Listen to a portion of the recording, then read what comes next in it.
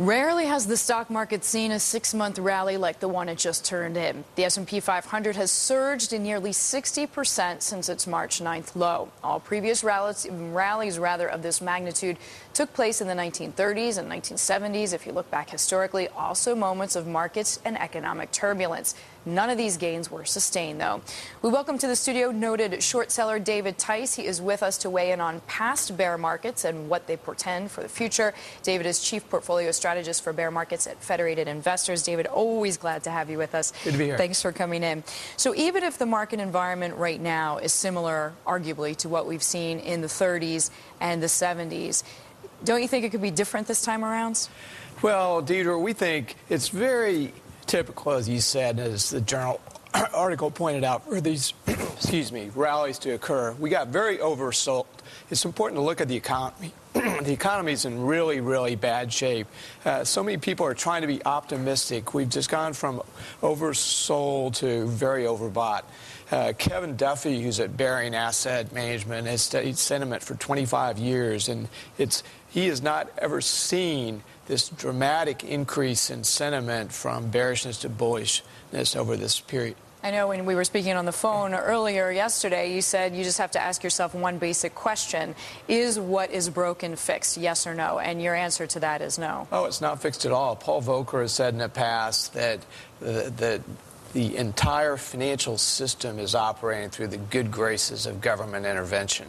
You look at nearly 80% of the mortgages being made today are being purchased by the U.S. government. They're being backed by the U.S. government. Nearly 50% of the net Treasury issuance in the second quarter was made by the Federal Reserve. You know, you mentioned Volcker, so I just want to sort of go back to the 80s. I mean, a lot of people credit him with the market stability during that period because he was able to help keep inflation under control. Do you see the Fed being able to do that now? Well, we're a long way from taking stimulus away. Right now, the economy's on life support. I think the inflation's coming, but there's going to be about a deflation first. David, I have to ask you this question.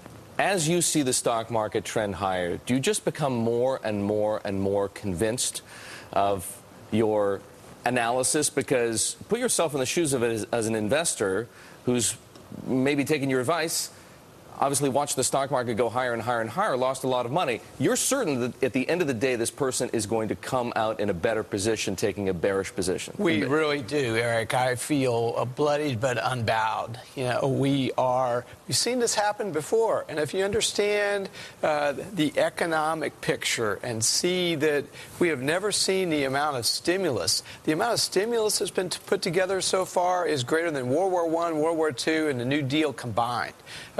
The investigator general from TARP thinks that this could cost taxpayers up to $23 trillion at the end of the day.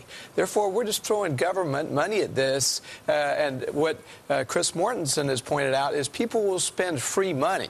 So the economy is getting a tiny bit better because this is not going down.